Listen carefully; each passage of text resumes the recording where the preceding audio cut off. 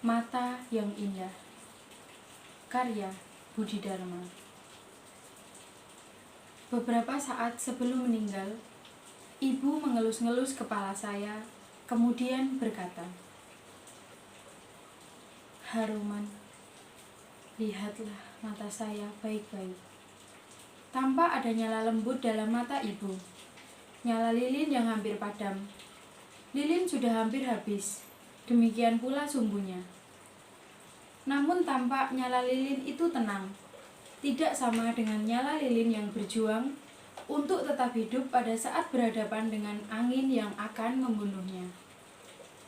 Saya tahu ibu akan meninggal dengan benar-benar pasrah.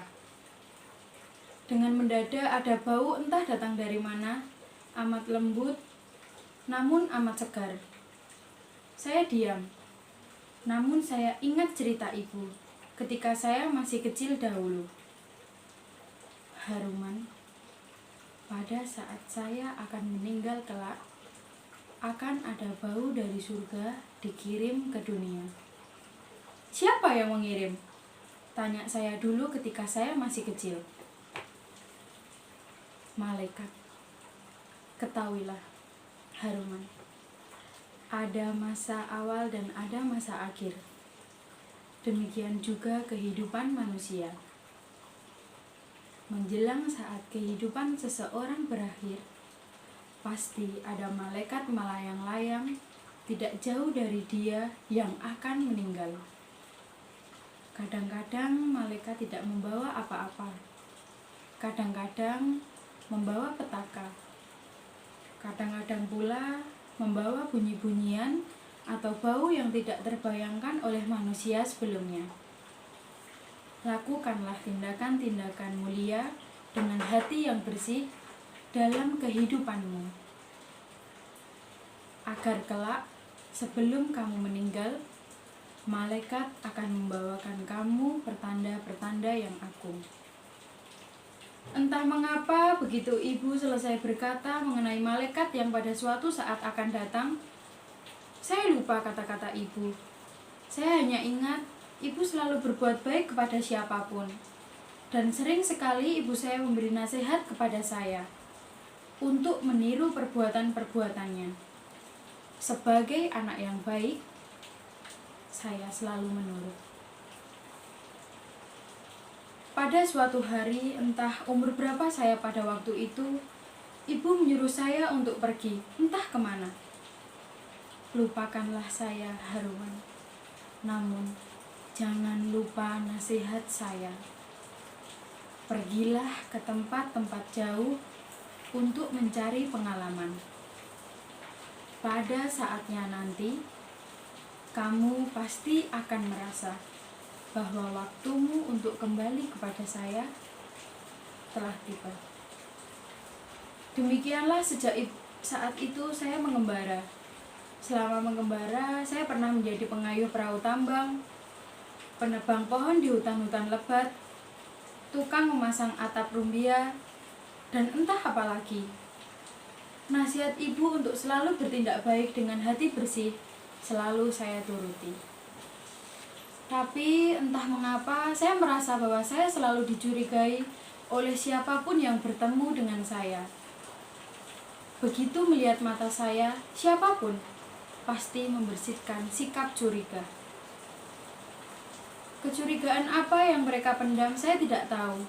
Apakah mereka mencurigai saya sebagai pencuri, pembunuh, penipu, atau apapun, saya tidak pernah tahu.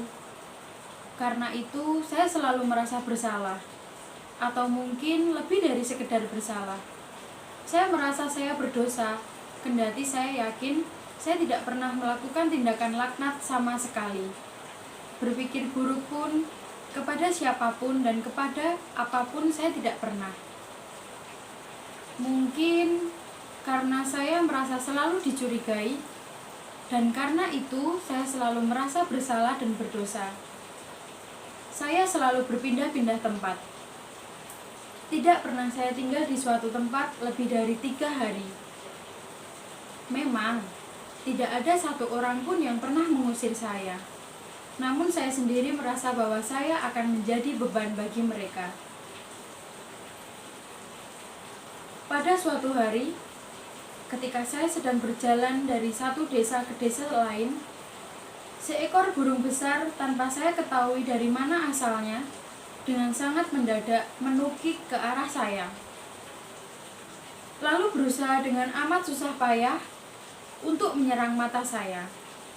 Entah mengapa, tepat pada saat cakar burung akan menghujam ke mata saya berhasil menutup wajah erat-erat dengan tangan. Dengan sangat cepat, burung itu kembali ke udara, lalu dengan sangat mendadak berusaha menyerang lagi.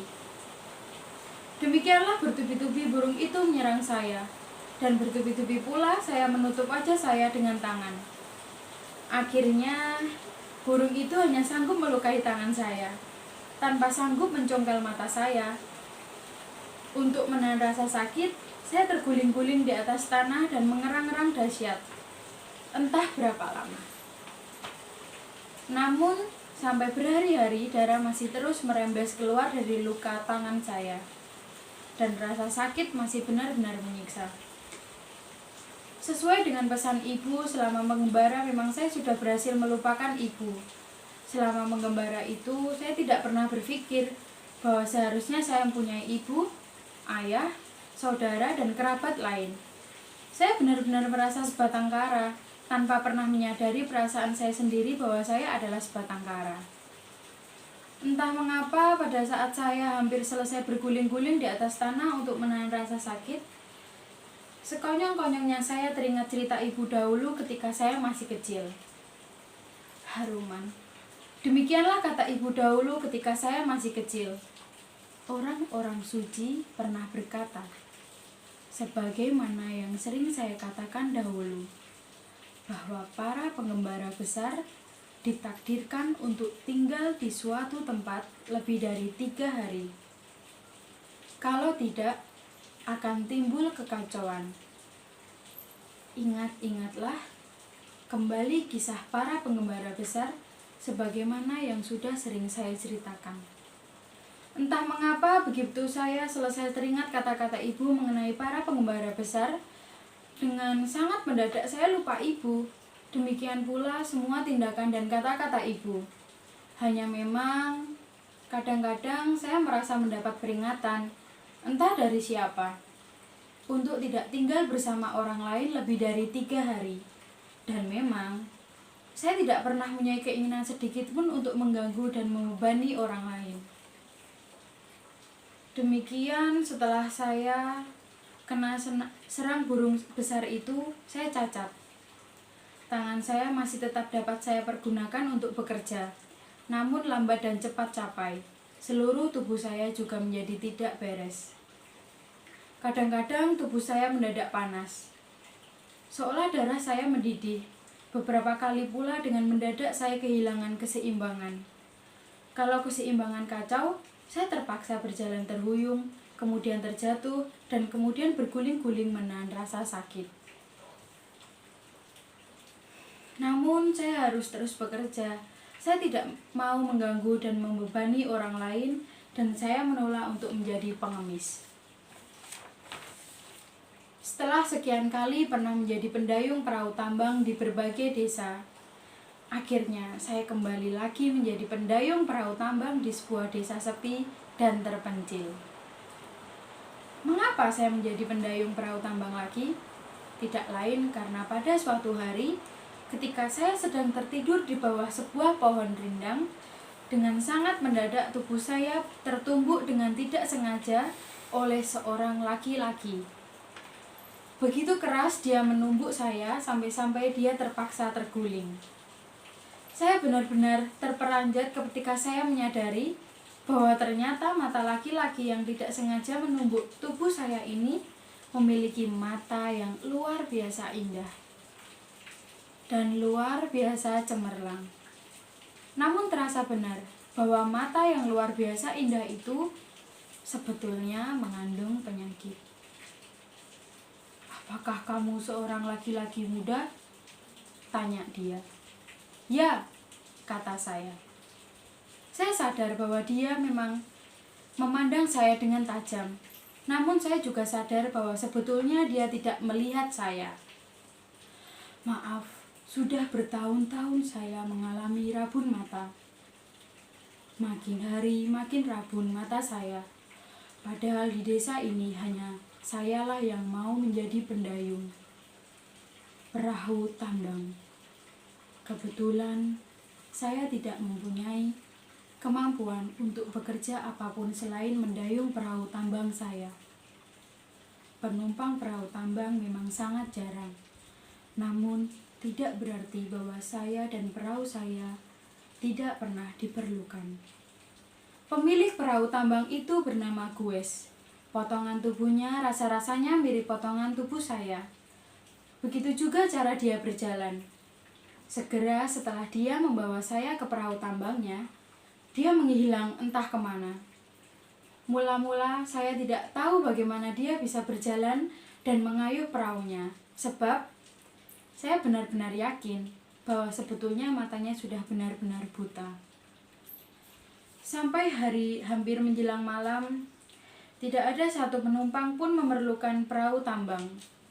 Saya gelisah, karena sampai hampir menjelang malam itu pula tidak tampak tanda-tanda bahwa pemilik perahu tambang itu akan datang. Maka setelah mengikat perahu tambang erat-erat, saya berjalan ke arah pohon rindang dan tertidur lagi di tempat tubuh saya bertumbuk Gues tadi. Entah berapa lama saya tertidur, saya tidak tahu. Seandainya tidak ada tangan halus mengusap-ngusap kepala saya, pasti saya akan tertidur terus sampai lama. Tangan halus siapa? Saya tidak tahu, namun saya yakin pasti tangan halus perempuan. Malam sudah benar-benar gelap dan saya tidak bisa melihat. Dengan sangat mendadak, mulut saya terkunci oleh sepasang bibir yang memagut-magut bibir saya. Saya mendengar nafas mendesah-desah gemas. Di antara pagutan-pagutan bibir, kadang-kadang saya mendengar suara lembut, namun dengan nada marah. Gues, mengapa kamu tidak pernah memperlakukan saya sebagai istri kamu? Berilah saya keturunan. Kalau kamu mati, siapa yang akan menemani saya? Sebelum saya kena perkosa istri Gues, saya sempat membebaskan diri. Istri Gues berusaha menangkap saya, namun saya tidak pernah tertangkap. Saya sempat mendengar lolong-lolong pilu dia. Gues, bukankah saya istrimu? Pada saat dia melolong-lolong sambil berusaha mengejar saya bisa menarik kesimpulan mengapa Gues bisa berjalan dan mengayuh perahunya. Nampaknya karena kebiasaannya yang sudah amat lama, dia hafal semua jalan yang harus dilaluinya. Dia menumbuk tubuh saya karena agaknya selama ini tidak pernah ada penghalang apapun di bawah pohon rindang itu. Tampaknya setelah menyadari bahwa saya lari ke arah yang tidak bisa ditempuh Gues, dia sadar bahwa saya bukan Gues. Maka melolong-lolonglah dia, memohon ampun kepada seru sekalian alam. Dia merasa benar-benar menyesal karena telah berusaha melumat-lumat tubuh laki-laki yang ternyata bukan suaminya. Mendengar lolong-lolong penyesalan, saya berhenti sekejap. Rasa berdosa menyergap seluruh jiwa dan raga saya. Kendati saya tidak pernah berusaha memperkosa siapapun. Saya merasa telah menodai istri orang lain. Hati saya benar-benar terluka. Sambil menangis, saya berlari menjauhi desa. Luka hati saya tidak pernah sembuh. Kemudian saya bagikan kehidupan dalam neraka. Neraka tempat saya tinggal selama-lamanya. Dosa saya rasanya tidak akan pernah terhapus. Demikianlah saya terus mengembara, tanpa ingat dan tanpa keinginan untuk mengingat berapa lama saya sudah mengembara. Dan demikian, pada suatu hari nanti, dengan sangat mendadak saya teringat ibu. Maka berjalanlah saya pulang, melalui jalan-jalan yang sudah begitu lama saya tinggalkan. Ketika saya tiba kembali di desa ibu, saya melihat pemandangan yang benar-benar mengerikan. Debu berterbangan, rumah tinggal sedikit karena rumah-rumah lain sudah roboh, tanah retak-retak kekeringan, pohon-pohon mati, dan tidak ada satu hewan pun yang nampak. Sungai juga sudah benar-benar kering. Desa ibu telah ditinggalkan oleh semua penduduk, kecuali ibu. Dan ibu nampaknya tetap bertahan untuk menunggu kedatangan saya kembali. Begitu bertemu dengan ibu, saya sadar bahwa ibu sudah lama bersiap-siap untuk meninggal. Dan dia akan terus bertahan hidup seandainya saya tidak pernah kembali. Begitu melihat saya datang, begitu pula dia tampak akan meregang nyawa. Namun, masih sempat dia mengelus-ngelus kepala saya. Tepat pada saat tangan ibu mulai mengelus-ngelus kepala saya, langsung saya teringat kembali cerita ibu dahulu. Ketika saya masih kecil, mengenai malaikat yang pada suatu saat pasti akan datang menghampiri siapapun itu. Haruman, maafkanlah saya. Doa-doa saya untuk mendatangkan bidadari ternyata gagal. Sampai saatnya kamu akan meninggal, kamu tidak akan pernah didatangi bidadari. Mudah-mudahan setelah kamu meninggal nanti, bidadari akan menjemput kamu. Bidadari yang akan menjemput kamu tidak lain adalah calon istri kamu di surga nanti. Begitu ibu saya selesai mengucapkan kata-katanya, dengan mendadak mata saya menjadi pedih. Dan dengan mendadak pula saya merasa benar-benar buta. Saya tidak bisa melihat apapun. Haruman, dengarkanlah pengakuan dosa saya. Dahulu saya pernah memperkosa seorang laki-laki. Entah siapa, saya tertarik oleh matanya. Mata yang terus berkilat mengirimkan cahaya-cahaya indah. Mata dia jauh lebih indah daripada kelereng para dewa. Malam harinya saya tertidur pulas dan bermimpi. Dalam mimpi, menurut ibu merasakan beban dosa yang amat berat. Karena dia sedang mengandung bayi tanpa ayah yang akan hidup tanpa mata. Tampaknya ada bidadari yang merasa iba kepada ibu. Bidadari ini segera terbang entah di mana. Dan dalam waktu singkat, sudah kembali dengan membawa sepasang mata indah. Ketahuilah, wahai perempuan malam, kata bidadari, karena saya merasa amat sangat kasihan kepada kamu.